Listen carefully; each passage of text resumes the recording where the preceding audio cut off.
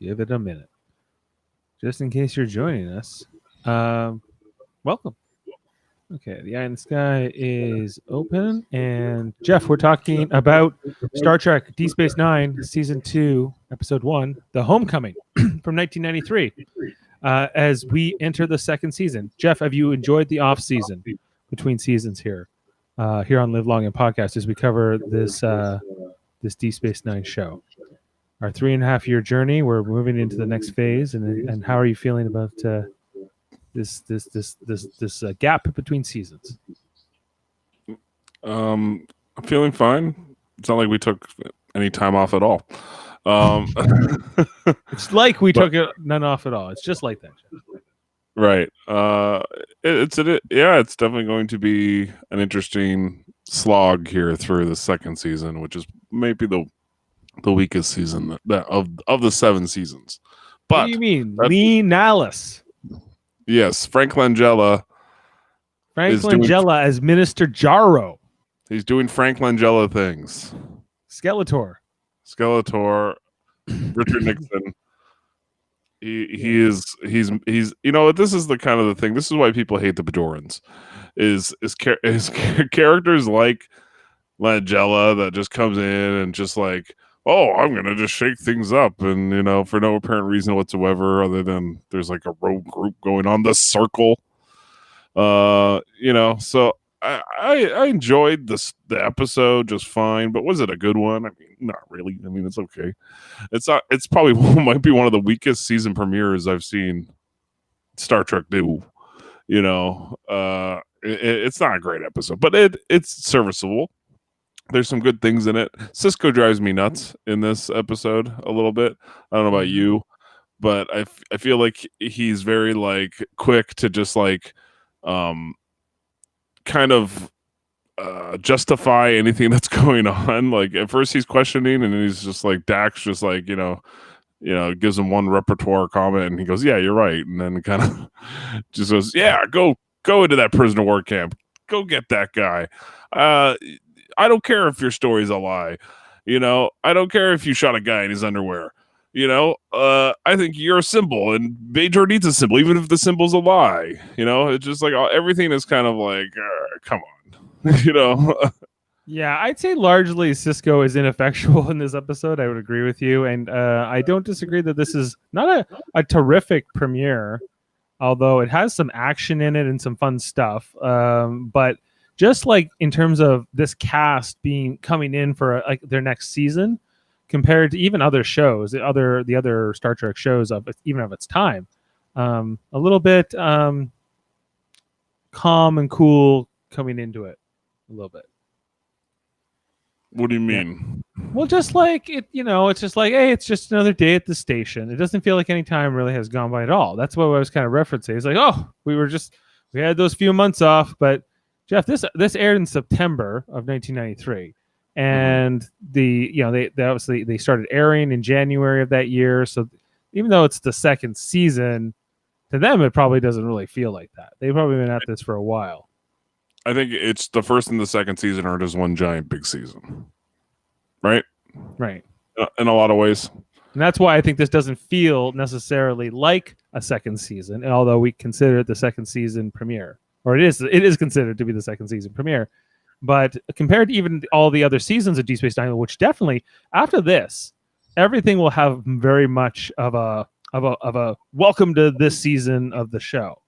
Right? Like season 3 very much has that season. All the seasons after this do. They have to, because they're, especially as the narrative starts to get ramped up. And obviously the premiere of the whole series, Emissary, it really holds up as a show that like sets the whole thing in motion. It's still, when you can look at it beginning to end, the whole thing is great.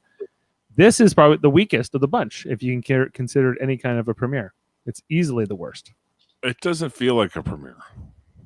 Mm-hmm. It really doesn't. It feels like just like this should have been these next 3 episodes, 1, 2, and 3 of season 2 probably should have been like their finale of season 1. That's kind of what it probably was originally intended to do, but then because because they only had 20 episodes in the first season, and then everything else is like what 26 or is that what they do? Yeah, they have about 26 after that so their first season is a shorter one comparatively. And I think to that your point, like they had set up the characters in season 1. They're like, okay, and this is part 1 of 3, Jeff. Like we haven't even really touched on that we're not done this story yet. But here we're set up with a whole bunch of new characters. We're set up with this circle storyline, which focuses on these Bajoran radicals who are kind of they're extremists. They're hate mongers. They don't like non-Bajorans because, well, they have not had a great experience under the Cardassians, quite clearly, and so they're even rejecting the Federation and anybody else. And so they brand Quark in this episode right on the forehead. He's a victim of a hate crime. Right, and Bashir has to clean him up as long as Quark stops moving because he's a squirmy little bastard. They're not very compassionate to his victim, like how he's been victimized here. No, they don't care about Quark at all. They don't seem to like.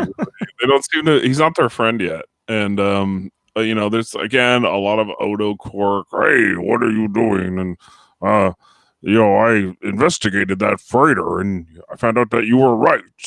But I'm not done with you yet, Quark. Yeah, that scene, Odo and Quark, that opens this episode, is the closest thing to some version of, hey, we're here to season 2, which is like, are Odo and Quark going to be friends? Will they, won't they? That's, I think, pretty much established right in the next scene where we get like Kira and Quark, and she still very much doesn't like him. And it's like, no, I think Quark is definitely up to things. But she gets the earring, which sets this whole episode and this whole arc in motion, which is Lee Nallis, who was the great hero of the Bajoran resistance, like 15 years ago or something like that, or over 10 years ago, right? Right. He accidentally killed Gul Zorail, who was a mass murderer who killed at least 6 villages. Killed him in his underwear. Unarmed while he was bathing. He was quite embarrassed, he said. That was funny. Like the actor who plays Lee Nallis, I like him, and I like his performance. But I think that this story is not necessarily the most compelling just by its nature. But I think it's kind of the natural thing you would do, because isn't that what this whole mission of Deep Space Nine and what Sisko's mission early on is, to get Bajor into the Federation. And so all of this, I think, is setting up that you have to earn that, and you have to go through this all this other stuff first. Yeah. What do we think about the scene with Jake trying to convince Sisko to go to the holodecks with a girl or go to his quarters with a girl, and Sisko kind of like, shutting him down at every angle, and then that's when Kira approaches and is like, I need to talk to you. And he does the right thing. He's like, one moment major, but like at the same time, like Jake's not gonna, like, kind of like Sisko doesn't take no for an answer, and kind of like he's like, all right, you're busy, sweet, and goes about his day. Yeah, he's lucky that his dad is the commander of the station. Always has somebody calling him about something, probably, and he can kind of do his own thing a lot. I thought that I don't know if Ben Sisko in particular looks great in this scene. I get Jake more, but I guess he's saying the right things. He's giving him like good direction, but it's they're not necessarily. I don't know. It's just it's parenting by numbers. It's like it's like that's what you should do and that's what you should say, and most of it, but some of it just it doesn't feel right for some reason. I just don't connect with it the way I should, and I don't know why. I feel like Jake is also like, he just seems like a little young, and I guess that's why like Sisko's acting that way. That's what the writers probably felt too, so that's why they kind of want that angle, like, hey, you're too young to like take a girl to the holosuites, or you're too young to like take a girl to your quarters, and we just want to talk. And he's like, oh, I want to watch the wormhole, and that's boring, he says. He's like, since when? Like stuff like that. That's kind of how it was written. It's just nothing dazzling you, that's for sure. It's very much like, okay, all right, cool, all right, moving on. This is the premiere, so like it's, I understand why people don't like the early Deep Space Nine stuff, because this is what they were doing a lot of the time.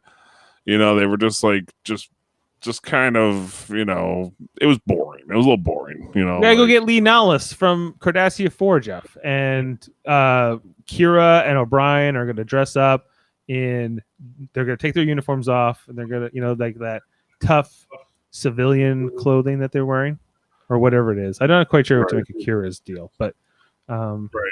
She's wearing like a fishnet like wool sweater.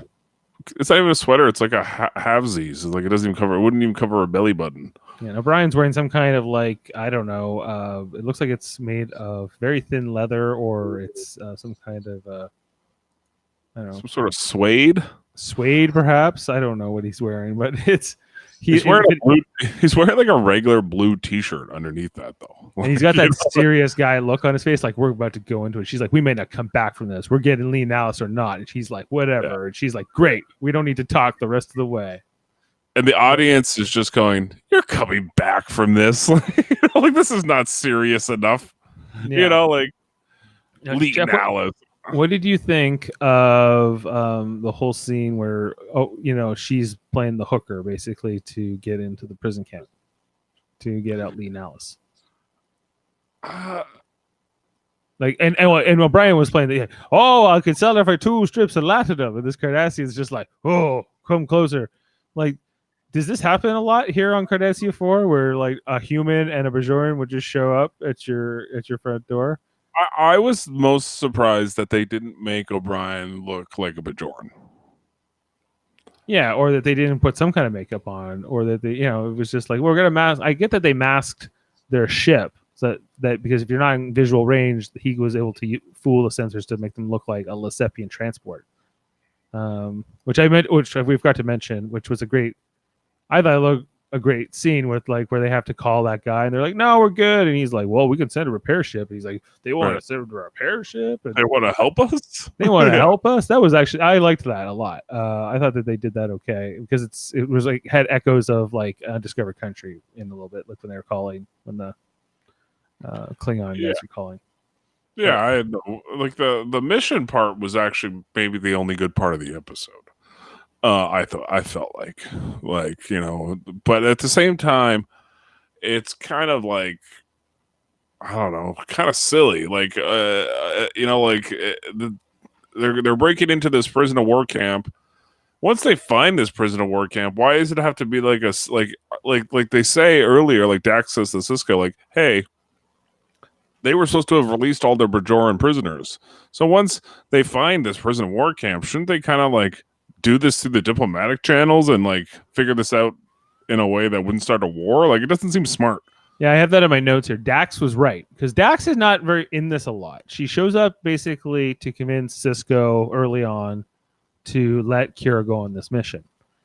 And then later on, he's like, well, what happens if I start a war, right? Because the Bajorans don't want to start a war. So why would I want to start a war with the Federation? She's like, well, chances are you will find this thing, and if you do, then they're gonna have to apologize, and that's exactly what happens, right? Gul Dukat shows up in this episode afterwards, and right, but she only saves like the one guy, and there's a bunch of other Bajoran prisoners. You get a few of them out. There's like a few that stay behind to like fight off the Cardassian. Right, but like it just seems like it would have been a lot more Starfleet to have figured this out in a way that wasn't like breaking them out, like now easy for me to say. I guess it might have been in their mind the only way to do it, but the simple fact of attacking the Cardassians could have started a war. Even like Dax was right, but they could have ignored that and said, hey, you attacked us, Yeah, well, you invaded our space, right? You came into our territory, exactly. Like, you shot our guys, whatever. But they are it didn't look like a fun place to live, that prison camp, Jeff. No, this is one of many instances where Deep Space Nine goes to the most unattractive looking set, outdoor set and films. I'm guessing this is in like Yosemite or something. Like, is where they. What were they doing there? What was the labor involved? They were just like they were like hammering at little rocks with like little hammers or something, or putting them in buckets, putting pebbles in buckets. I don't know what they were doing, but they had like the Lost like force field setup. You know, it wasn't a sonic force field, but it was, had the same kind of pylons that they have Lost. Yeah. Which I thought was fun. He's like kicks him and goes, "Get back to work." What was the work, Jeff? I don't know what the work was. I think it was just to, work them to death. I don't know. Like, why not just kill them?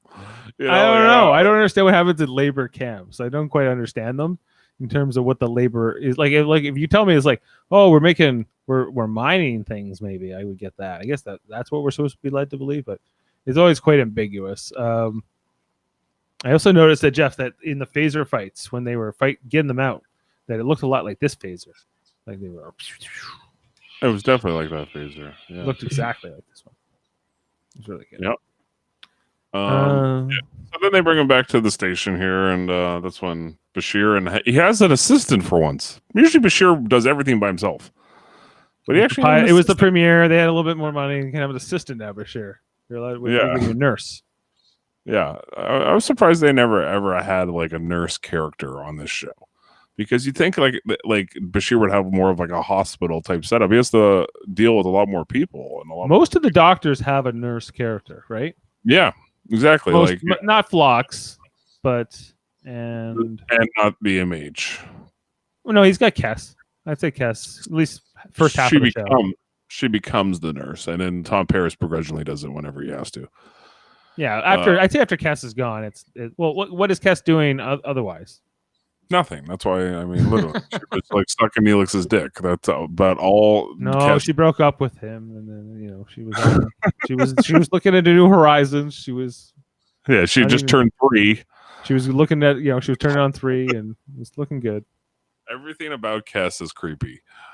I mean, the fact that her life is like 7 years old. Yeah, 9. They live till 9. But here, it's not. Let's not get into Kess. Nobody wants to talk about Kess. No, Kess is a Brungosa Nangara. Okay, so Deep Space Nine. So like we mentioned, Frank Langella in this episode. I don't know the name of the guy who was playing Lee Nallis, but I know I can't get Lee Nallis out of my head now. So they have this whole circle plot line. When they were branding Quark, Jeff? Yes. How comes because Odo says, well, there is no people on the promenade at this hour, and nobody saw anything. I'm like, why are there no security cameras? That's a thing that seems to be the case throughout the Deep Space Nine show. Things happen on the station, and they have no footage of it. They don't seem to have security cameras. Cardassians don't believe in security cameras? I don't know. And if that's the case, the Federation can't bring in like sort of a supplementary, like, hey, we're going to bring in some. There's always some excuse like, no, our Federation technology can't interface with this Cardassian stuff or something. But like, do they have video cameras like on the Enterprise? I think so. They do I feel like they do in the cargo bays, but like that's it. Like, shouldn't they be in like every corridor? I don't know. Like, that's what we have today. Or maybe they've had some kind of social progress, Jeff, where they said, no, we're not going to have cameras everywhere. We've decided we want privacy. Even though you can scan for life signs, you have tricorders. Like, I don't understand how there's a lot of privacy in this age, but so the guy that plays Lee Nallis, Dave, is from West Side Story. He played Tony in West Side Story. Ooh, and he was also in Twin Peaks right before this. He played Benjamin Horn. He was hot. We got a hot actor. He's coming right out of Twin Peaks. This guy was in West Side Story. Deep Space Nine Season 2 is going to excite people. We're going to have this great Bajoran plotline. You, Mr. are Lee Nallis, and you are going to be the hero that's going to go against the evil Frank Langella's Minister Jarro. You like the character of Minister Jarro? Frank Langella's character? Yes. No, he's awful. I mean, I don't know. Like, he just seems like he reminds me a lot of Kai Wynn, who we had the episode before. Yeah, and then they team up. I think later on in this season, right? That's gonna happen. I think so because they're both so awful that they're like, let's bring. They're both like obviously evil. Yes. Like anybody with a clue should be able to tell that these two are somewhat malevolent, and you should keep your eye on them. And like Kira even says it early in the episode. He's like, you can't trust the political bureaucrats. All they care about is their power and all this kind of stuff, right?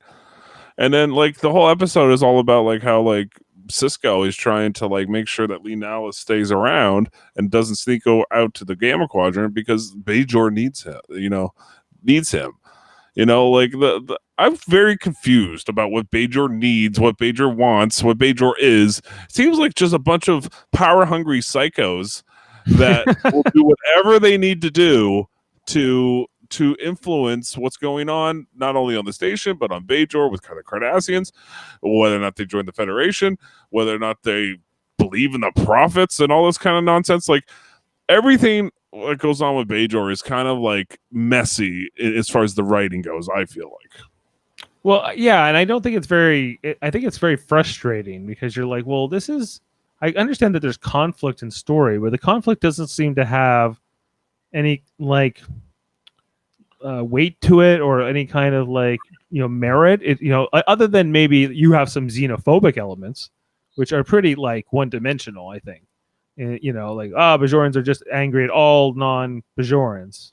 Okay, well then I don't know what to tell you. Like, then you're on your own. But the Bajorans know that they'll be invaded by Cardassia likely if the Federation does not have a presence there.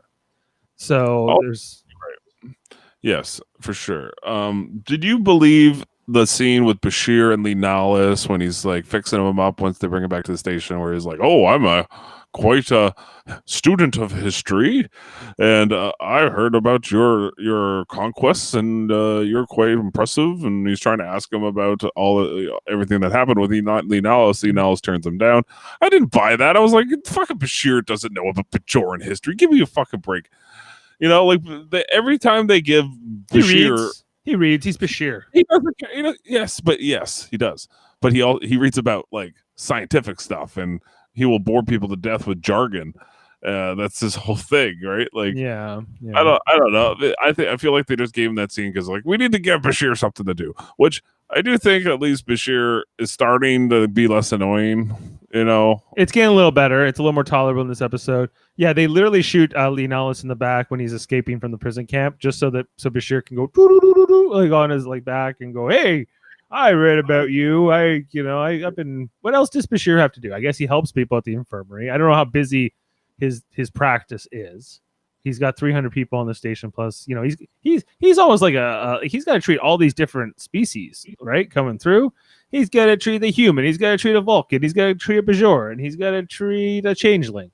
Whatever. He's got a lot going on, and but other than that, he seems to just bore people to death. So I remember when we said like a couple episodes in Duet when Eamon Maritza was murdered. They don't even call Bashir like to see if maybe they can save him from this stab wound. No, he was dead. They didn't have enough time left in that episode to do that. Yeah, I know. It was based on what the show needed, not what like made sense in the story. Because call the doctor, and even if someone like ran away, and then you just like faded to black, like, oh, the doctor never made it in time or whatever. Like clearly that was the end. How does Kira never able to sniff out these Bajorans that have ulterior motives until it happens? She's very naive about her own people, it seems like. Yeah. At first. She at least comes around and like when she judges people by their actions. But at the same time, like, yeah, she's very trusting at first, for sure, of her own people. Well, she's always been critical, right? Like she's always been critical of the Bajoran provisional government, right? In the pilot, she says, "Don't ask my opinion next time." Like she's like, this thing's barely holding together. She doesn't like the Federation. Mm-hmm. You can kind of like, so she kind of sets up these feelings that the Circle is definitely bringing down to a more point, that's more directed hate towards everybody else. But she's come a long way. She like, that's her arc, right? Is that like, oh, she's friends with Dax now and all these and O'Brien and Cisco, and she's learned to kind of respect command, but not the government, but she like respects Cisco and and her religion and things like that. And she understands that, like, like people like Vedic Wynn are corrupt, and so I guess this is just the next logical step. It just feels a bit painful that like, okay, we got Jaro, and then they're gonna team up, and like we're gonna see if it's satisfying when we get to it, because as I recall, like, it gets pretty tense down the stretch. Right. I have a question for you, and whether or not you think this was a debate that they had within the writers' room. Because I watched recently the episode, I think it was in season 5, the episode with Cisco where he's I think it's called the Raptor or whatever. He's trying to figure out the big obelisk, and this is right before he's having all these visions, and Bajor is about to join the Federation, right? And do you think they argued around this time in season 2, like, hey, maybe like after this Leonala storyline, should we have Bajor join the Federation, and then they could just kind of amalgamate everything, and Kira could wear the uniform? Or do you think they always thought, okay, no, we're gonna keep Kira in the Bajoran, area, and then we can do the Bajor stuff with her whenever we want?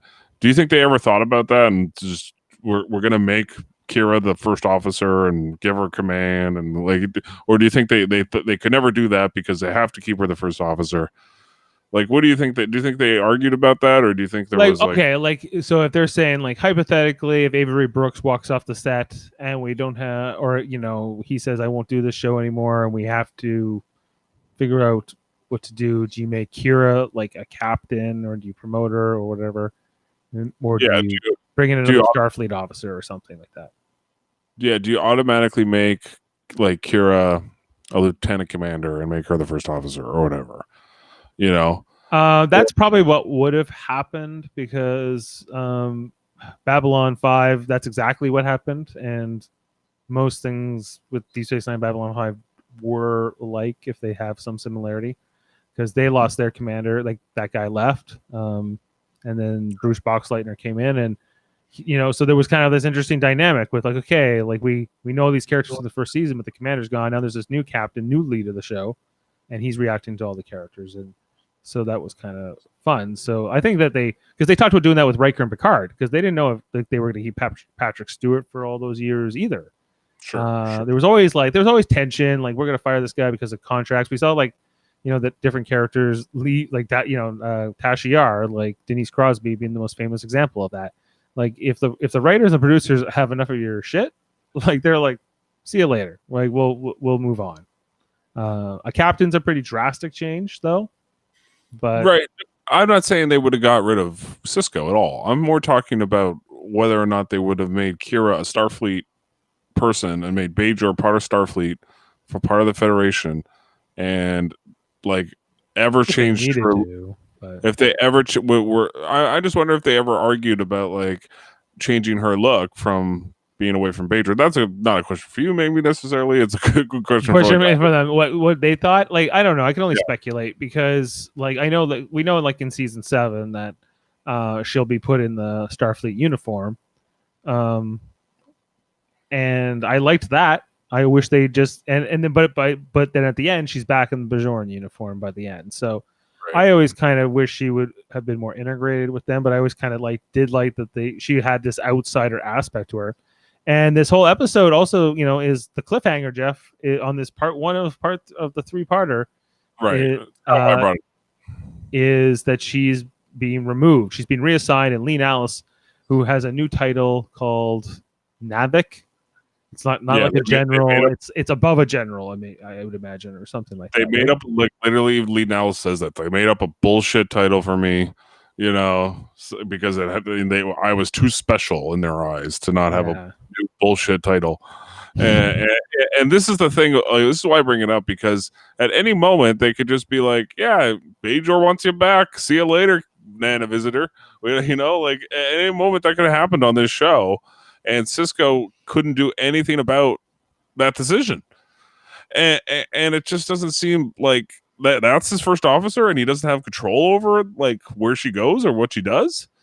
Well, I think that the Bajoran government has a certain level of autonomy as well. I think that's that's the conflict here, right? That's I think that's what they're trying to show, is why it's harder for Cisco than it is for Picard. in terms of dealing with his own personnel. Yeah, for sure. He has a lot more politics to deal with, but like Cisco is also like the emissary, so he has like this like special in with Bajor as well, and he you would think he would have a lot more influence over the Bajoran people than like the political authority or whatever. Yeah, for some reason he has way more of that later on. Yes, but not at this point in the show. Like, you know, and I don't understand how he gets it or why he goes from like Minister Jarro doesn't treat him special. No. He wears the earring. He seems to be religious, you know. He doesn't go, emissary, how you doing, man? Well, he wouldn't say that. He calls him commander. All Right. that kind of thing. I don't know. What else is there to say? Okay, all the speeches at the whole scene with Lee Nallis though and Cisco in the office. Do you think that was good? Like when Lee Nallis tells the story. I think it's performed well by the guy who played Lee Nallis. Do you think that Avery Brooks is good in that scene? Not particularly, no. I think and it's not that necessarily his performance or is bad. I just don't get Cisco. Like, I don't understand. Like he's basically trying to tell this guy, hey, you need to do this because these people need you. And he's like, I don't want to do it. It's bullshit. You know, it's all. Yeah, let me live my own life. What about free will and freedom? And yeah. Like Cisco bothers me. There's also the scene with Jake where Jake isn't allowed to like date the Bajoran girl anymore, and like Cisco and he says like, hey, I'm sorry, like you're a victim of the circumstances or what are going on. You don't deserve this. He says the right thing, but he says it in a way where it's like he doesn't care. You know, in a way, like in a way, he's saying it like he has a soft spot for the Bajoran bureaucracy, the religion, everything that's going on with Bajor. Patience. He has a patience with them. Maybe that's the right. That like I don't like. Maybe that's it's almost infuriating because you're like, because we know that Cisco has this temper, anger, fierceness to him. Mm-hmm. But with the Bajorans, he doesn't have that. He's just he's happy-go-lucky. He's it's all good, man. It's all good. It's all zen. He turns into like a space hippie, and it's just like this isn't you, Cisco. Like, can you get a little bit angry once when it comes to Bajoran people? He's like, no, can't do it. Can't do it. Gotta be nice. They won't come. They won't join the Federation if I'm mean to them. So always Mr. Nice Guy, always good cop, never bad cop. He's always good cop, and it's annoying. I want bad cop Cisco when it comes to Bajoran people sometimes, but I get why he doesn't do it. But at the same time, could he like throw something across the room when the guy leaves, or just show me that he? I don't know. Like, I just want some sort of like angst out of him. But he's like super patient, and like he's like that with Jake too. He's the same amount of patience. And like I feel like Jake, where it's just like stupid Bajorans, you know? Yeah. Well, like a little bit, yeah. Like Jake is sort of very meta in that way. Where he's like, this is dumb. These people are dumb, and we're like, see, the kid knows. Kid's the smartest guy on the show. He's the smart, he's the main character for a reason. This is why. This is the second episode in a row, Dave, where I'm siding with a 14-year-old over the captain of the show. Last episode, it was about the Bajoran people trying to tell Kaiko how to teach science to children. And teach it from a religious perspective. And Cisco did not back Kaiko up one iota. Kira did not back up Kaiko one iota, but Jake had enough sense to know this is bullshit, and he's the one getting taught, So like this is the type of stuff where in the early season 1 and season 2, like DS9, where I just roll my eyes and just go like, this is stupid, like Cisco says, Bajor doesn't need a man; it needs a symbol. And that's what you are. No one's asking you to lead troops into battle or kill 100 Cardassians with your bare hands. I saw you in front of the crowd on the promenade.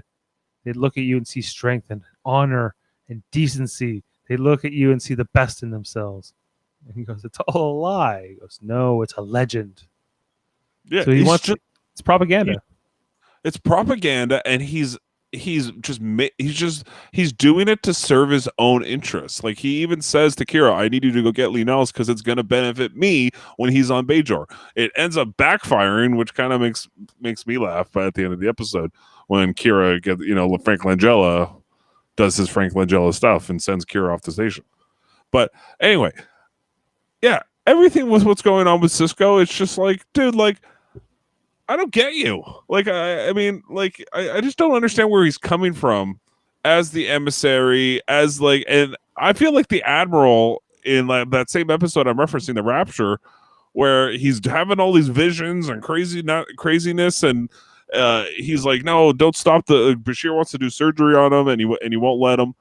And the Admiral's like, have you lost your damn mind, right? Yeah. Like, that's how I feel when I watch Sisko in these early times. He's just like, he's making all these excuses for like the ends justify the means for him. Same with Frank Langella, same with Kira. All the Bajorans seem to have this mentality that the ends justify the means because they're righteous, and I think that's where the Cardassians have this they're just the big bad guys, and they were for a long time, but like they also follow a rule of law, and but even though they were breaking the rule of law here with the whole prison camp, they didn't start the war. They admitted the Golden Cock comes on and follows the correct procedures, which is interesting that the Cardassians do that. But like he seems to need him on Bajor because he needs a united faction. He doesn't, like, they're too divided on Bajor, and it starts with the whole spray painting of the circle in the one part of the station, and he's like, ramp up, the security to Odo. There are no more low security areas, Odo. That's where he gets fierce, Sisko. He's like, there's no more low security. Everywhere is high security now. Right. So he's like, putting his fist down because he wants to stop spray painters. But then he's willing to say to this man that was just in a prison of war camp for years, hey, you got to take one for the team and go wave to the people. That's not that bad. Yeah, it's almost like he was asking me to be a figurehead. But instead of, and he kind of agrees. He agrees with Sisko to sort of like do this for Bajor to help his people because Sisko convinces him this is what needs to happen. But then they put him in the military, and then they assign him as this liaison officer to Deep Space Nine, which is definitely not a figurehead type role. This is a functional role. He'll have to do a job. Yes. Is that why? Yeah. Why is this what happens? Is this what Jarrow wants, Minister Jarrow? Yeah, because he wants to be able to. He wants him not on Bajor, is my guess, and he does because he would affect what the circle. We find out later that he's part of the circle, but it will affect the circle. And their control over Bajor. So if he comes to Bajor, he's going to have way too much effect on the population. So it's just, again, political bureaucrats controlling the population, and that's what Sisko's attempting to do too. He's trying to control the population and their thoughts and their beliefs by making sure Lee Nellis is on Bajor, and so does Kira wants that too. So everything's going on. It's all about control, and it's really, for me, it doesn't make a lot of sense. Like, Sisko, is uncomfortable being the emissary. He's like, so a lot of the things just don't align for me. Like, I just don't understand, like, why Sisko wants this. Why does he need Lee Nellis on there? Doesn't really make sense to me. Why does Kira need him? And then the whole story about where he explains where he killed the guy in his underwear, and it's like, it's all a lie, and he's like, he can't do this. He doesn't want to do this. Everything about that, really kind of shows like how much Sisko is blinded by his Bajoran politics and Bajoran needs and what Bajor needs and all this kind of stuff, which is very much the way Kai Wynn is, So for me, it's just like when the Bajoran stuff comes up, I'm just like, oh, this again, there are great Bajoran stories, but I do not enjoy the political stuff. Right, and this is a three-parter. So, Jeff, I think we've said a lot about this particular episode as it relates to this story because it goes into the circle next time, which I know we'll cover then. But the unusual thing here is that the Homecoming, which is this episode, then the Circle, then the Siege, as the 3-part arc, was very different for network TV at the time. For like a syndicated product like this, where if a 2-parter is tough enough, right? For some, because they don't like 2-parters all the time, because the audience is like, oh, I just wanted to catch it, almost like after a soap opera or after school syndication. That's where I watched Star Trek: The Next Generation, and Deep Space Nine was definitely, and Voyager. They were all building around that model, that same model that TNG had really done so well, and yeah, like to do this was kind of bold, kind of out there. Deep Space Nine was. Ira Steven Bear, I think, is a guy who likes to be different, right? Yes. Yes. And he says in What We Left Behind that these 3 episodes were when they kind of figured out that they could do that with this show. Which, if this is what you needed to do, like to figure out that you could do like a non-serialized version of the show and kind of continue a continuous story, then great. Is this a growing pain in a step towards that? I think so. It's definitely a growing pain. And I think they wanted to be able to explore characters in different aspects, but not really Cisco. Like I feel like they really wanted to dive deep into Kira and what was going on with Bajor and how it connects to the station and what could eventually happen. What are the, like you said before, like both entities, the Bajoran militia and the Federation, are sharing this station. Really, I mean the Federation are running it, but the Bajorans own it, and so like there's a lot of potential for bureaucratic bullshit, right. So never really pays off a lot. Like I get, they tried here, and much like in Voyager, where they had the Starfleet and Maquis tension. I think that they were that duality to the 2 crews, the integrated crews, 2 groups having to work together. It works and it doesn't because it's inconsistent. Like it's not, the conflicts don't always make sense. Like we saw in the finale in season 1 here, that assassination attempt on Vedic Bareil. And, it's like, for what? Why are you trying to do this? What does Bareil represent to you that you hate so much? That's not articulated pretty well. And so by today's TV standards, doesn't fully hold up. And I think also that some of these characters are pretty much looking, or they are kind of, at least performance-wise, who they should be, and in terms of their character. So I think of like Kira. Like Kira feels pretty much like all seasons of Kira here. Like Kira's pretty consistent, especially in this episode, so far as who I think of Kira as throughout the whole show. Same thing with Odo, Quark. But there are a few others like Bashir, Dax, and even Cisco. They're kind of like one-dimensional, barely two-dimensional versions of who we will come to know them as, and how they fit in and integrate with this rest of this cast. Right. Okay, I have a thing here with the Bajorans. I mean, most of the characters that we get, other than Kira, that are Bajoran, until we get Lita, most of them don't seem to have like a good heart, a good soul. Kira seems to, and Lita seems to. Am I missing anybody that's Bajoran that really stands out? Kaiopaka, and maybe the Vedic Bareil. Maybe like that's it. Everybody else is like vindictive, manipulative. Definitely lustful for power. Small sample size, to be fair. It's not. We're not talking about a lot of people here, but a lot of characters. True, but most of the other Bajorans we get are. The point I'm trying to make is that most of them are antagonists. We get the odd person that Kira knew in the Resistance, or the odd war hero like Lee Nalis. Sorry. We get the odd person like that, but most of them are like religious.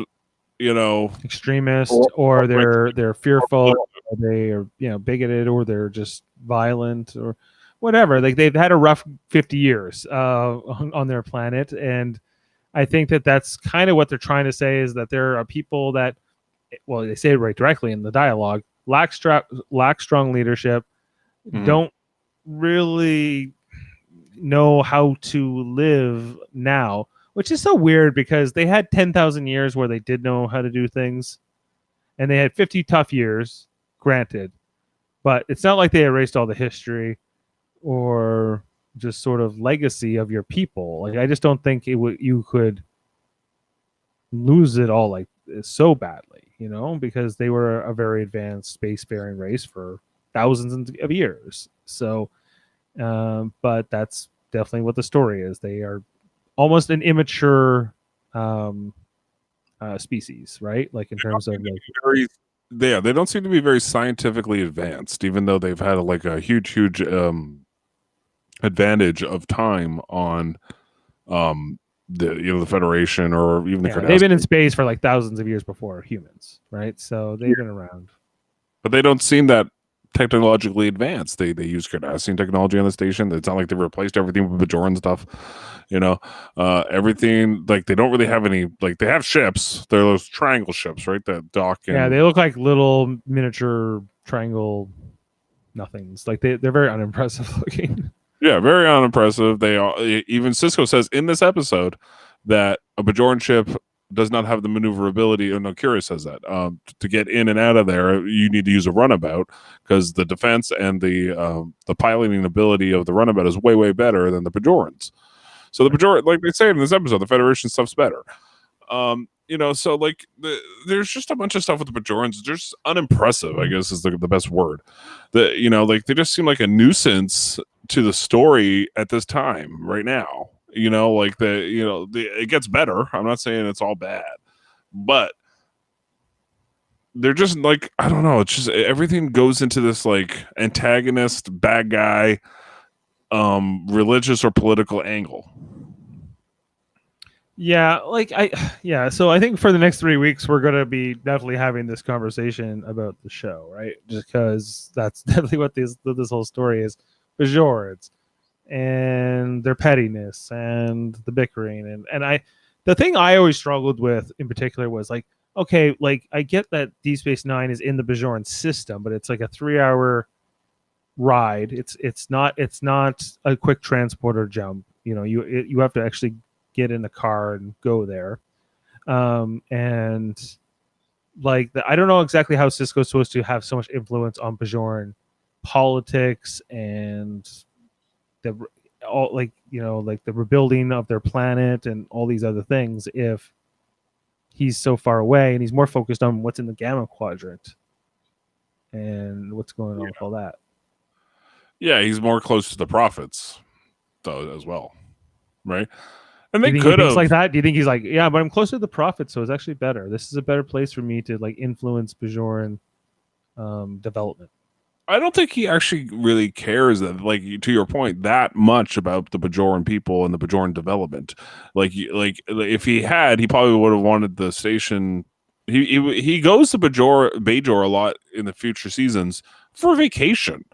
He goes there to check out a cave with his son or like go on like a sailing trip with Cassidy Yates. Like this is what he's doing. He's not going for like religious purposes most of the time. Am I wrong? No, he comes to really like the planet of Bajor and he wants to live there after he's done Starfleet or like that's his adopted planet. Yes, I understand that, but he doesn't seem to want to be like this religious figure like Lee Nallis. Like he's trying to make Lee Nallis. No, he's not trying to make him a religious figure, but he's trying to make him like this military like idol, this legend. Maybe this is just Sisko's opportunistic, and he's just trying to get the heat of Emissary, especially coming off the last episode, off of him and onto this guy. I think so, 100%. I think he's trying to make his job easier. But then the Bajorans just put them side by side on the space station that's 3 hours away. Right, which is kind of like funny to me because it totally backfired on Sisko. Like his whole plan was to kind of like take that heat off of him. So when Bajor had somebody to rally around, and I think he knows it needs to be Bajoran, but I don't think it does. I think it could have been him for sure. He just doesn't want to do it. He's uncomfortable. He says it to Kaiwin in the last episode. I'm uncomfortable in that role or that name, calling me Emissary every 2 seconds. Call me Benjamin, right? So he's trying to take that heat off of him. But like I said, I don't think he really cares about the Bajoran people's hopes and their Well, are you not hope. sure? It's a little. I don't know. If he did, he would go to Bajor more and do more religious stuff and try to unite them. Well, I don't think he wants to be religious, but that's different than like trying to help the planet get, back politically and just in terms of leadership, in the secular space. Okay, that's fair. I agree with you. And I'm not saying he doesn't care about Bajor at all. I'm saying like what he's trying to accomplish with Lee Nallis in this episode, which is he needs somebody to like unite the people. He could do that, but he doesn't want to do that. Right. Okay. So he's not opportunistic enough, but it's his ethics. He doesn't, and it's also his knowledge as a Starfleet officer. He's not a believer at this point, right? He becomes a believer in the prophet. He comes to embrace the prophets way more. So that's what I meant more about what he doesn't care. Maybe he doesn't have that belief. He doesn't have that same faith that Kai Wynn does about the prophets and everything else. Not yet, but we'll get there. Yeah. All right. Well, I don't know. You want to do fun facts? Got any fun facts about this episode? Yeah, I got some here. One sec. Okay, so Frank Langella's minister Jaro Essa performs in this episode, and he's also in the season. Are uncredited at the actor's own request, as he did the show for his children, not for exposure or money. He did this for his children.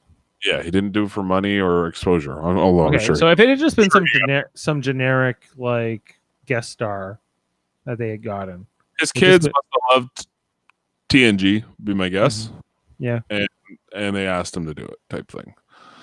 They were like, "You should do Star Trek, Daddy," and that's probably what happened. Okay, the 76 rule of acquisition is mentioned in this episode. Do you remember what it was?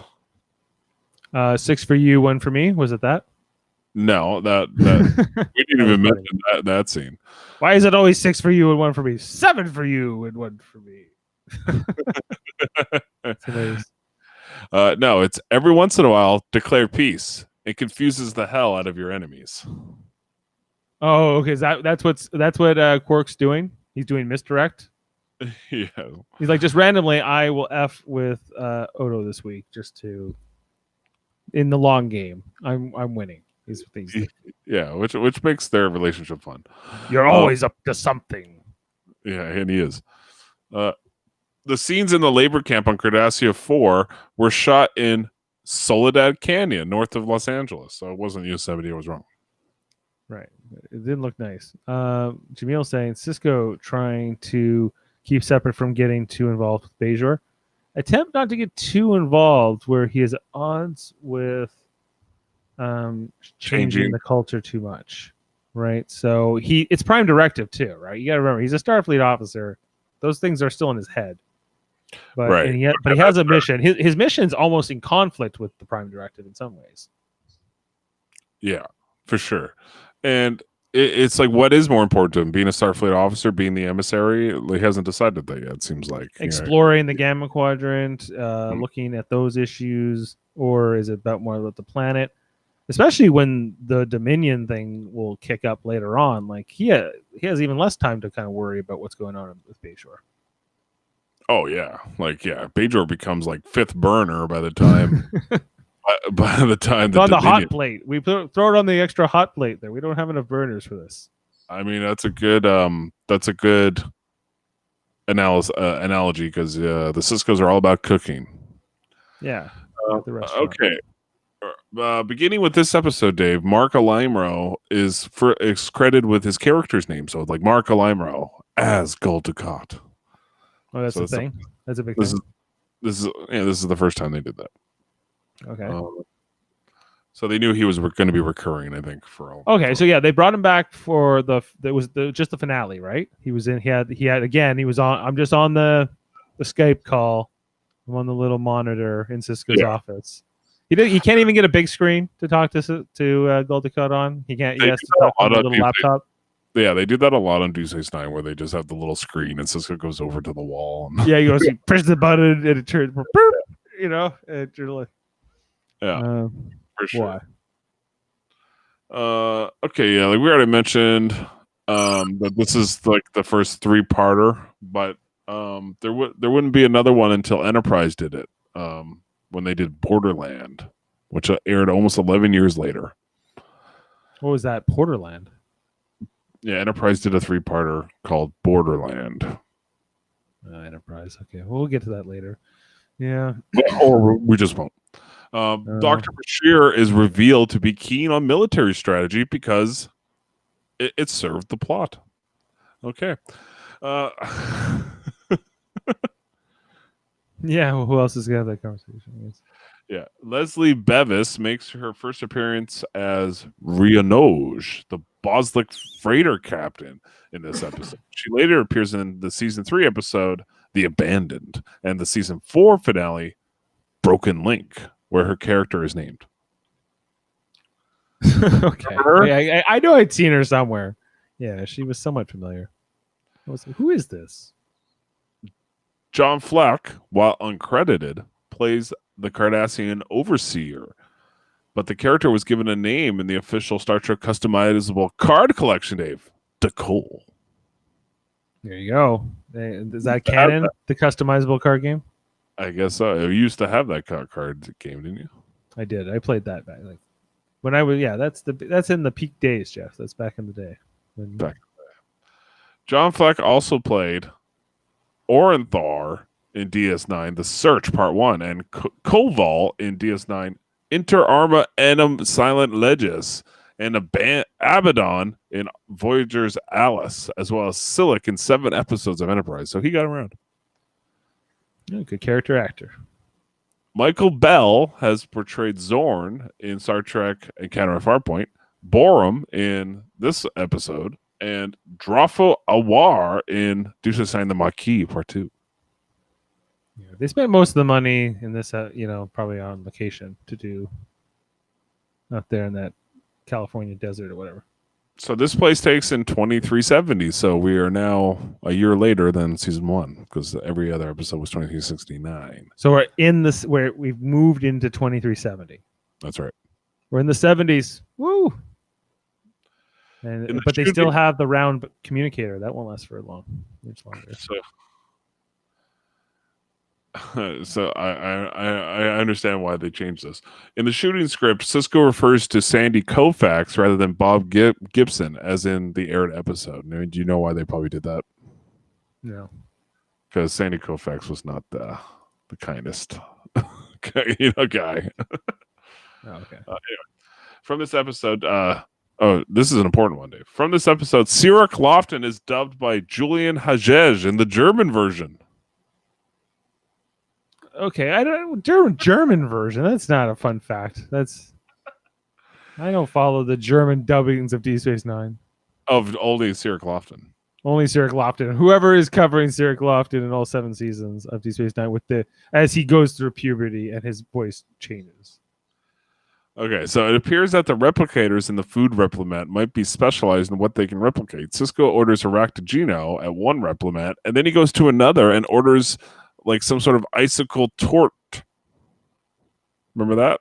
I do. I was thinking about that. I was like, yeah, why the 2 replicators? One's a drink replicator and one's a food replicator? I think so. Or is he just weird and he likes to get his things from different stalls? Is that more the plausible answer? It's possible. I would like to know. Jaemeel agrees. You should watch DS9 in the original German. The Cardassians are extra German.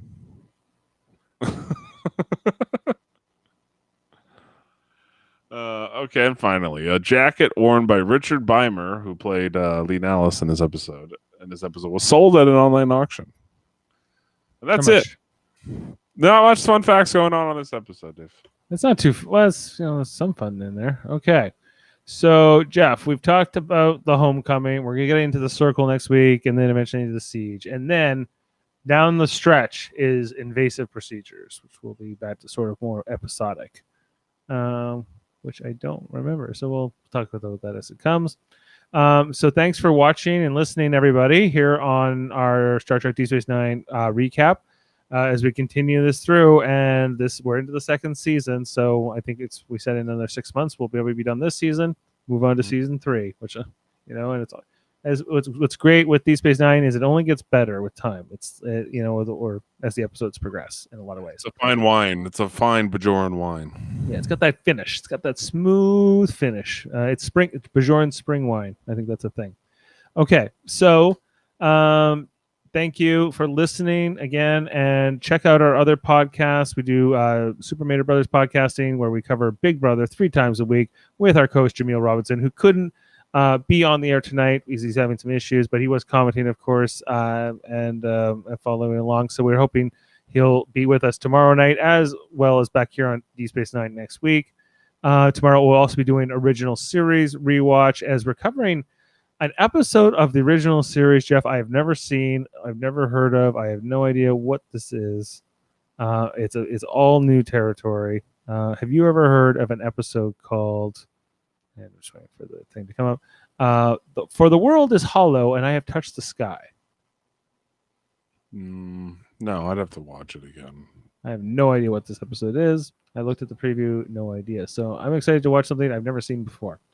For tomorrow night, and then we'll be on for the veto episode on Big Brother, and then on Thursday we'll be here on Live Long and Podcast. We'll be covering Star Trek Lower Decks after that episode airs, and we'll be doing the eviction episode on Super Mater Brothers.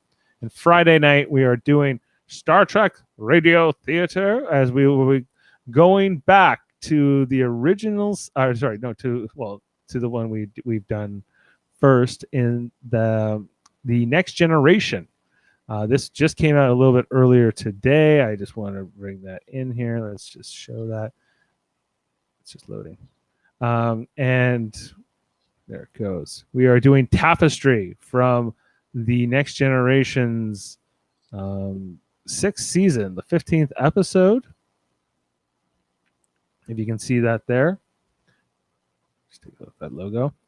So this is the one where it's kind of like A Wonderful Life in space, if you will. It's the episode where Jean-Luc Picard gets a chance to sort of undo this mistake from his past, where he got into a bar fight with some aliens, some Nausicaans, and got his heart impaled, and he kind of learned to be more responsible, but he was kind of regretted that. And so he gets another chance at that, and we see the consequences of how that play out. Jeff's going to be playing Picard himself. Yep. Tom John. And I'll be playing the Nausicaans. There's only one Nausicaan that talks, but I have to invoke the physicality of all three in the bar fights. The bar fight. Yes. So I'm not quite sure how I'm going to do Picard yet, but I might use the AKA Johnny as inspiration. I don't know yet, though. Yeah. See, So I put their little like titles because when he gets to go back, he's with his best friends, which is it's very like Harry Potter. There's like Harry. There's right. He's Harry Potter and Jean-Luc Picard. He's Johnny, and then we got his best friend Corey, and then his other best friend Marty. And they're kind of like Ron and Hermione a little bit along this ride. They're taking on these Nausicaans, which are kind of like the Death Eaters. Wow, this is all working out so well. J.K. Rowling ripped this episode off. That's what happened. What came first? I think she was already doing Harry Potter books by then, right? No. When did she? 93. Yeah, when's the first Harry Potter book? We'd have to look that up. The first one came out in like 99, but when she started writing them, I don't know. Yeah, so she might have seen this episode, Jeff, and wrote in Harry Potter based on this. Who knows? Who's to say? And I'm also going to be playing Commander Will Riker again, which I'm excited. And then Dr. Beverly Crusher. And Kevin Millard's going to be playing Q. Ashley Millard playing Counselor Deanna Troy. Michael Chan playing Marty. I'm not even going to try to say the last name. Batanides. And as well as Data. So it's going to be a lot of fun. So make sure to check that out on Friday night. And we also have our other channels, Super Mater Brothers Podcasting. Oh, what am I doing? No, I already said that. Trivial Debates is the other one. Sorry. It's been a long one. Okay, so check out Trivial Debates. We just had a monthly episode, and we'll be coming back next month for our next one. Anyway, so thanks for watching, everybody listening. Live long and podcast, and we'll see you next time.